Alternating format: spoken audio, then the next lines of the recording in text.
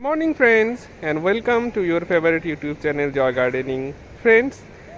इस बार क्रिसैंथेमम के साथ साथ मैं रक्त मेरीगोल्ड, रेड मेरीगोल्ड, इसको हम लोग लोकली रक्तो कैदा नाम से पहचानते हैं, तो इसका भी मैं प्लांटेशन किया था। वेरी इजी प्लांटेशन है, देखिए कितना अच्छा फ्लावर है। अगर आप लोग रेगुलर यहाँ पर हम लोग घर में पूजा के लिए फूल वगैरह तो लगता है, इसलिए स्पेशली मैं इसका प्लांटेशन किया था। तो ये बहुत इजी है। इसका पॉटिंग मिक्स में मैं सिर्फ 50% फार्मी कंपोस्ट एंड 50% गार्डन सॉइल में इसको लगाया था। एंड देखिए कितना अच्छा हुआ है प्लांट कितना हेल्दी है, कितना सारा बर्ड्स यहाँ पर देख रहे हैं। रेगुलर इससे हम लोग 10 पीस फ्लावर पूजा के लिए उठाते हैं।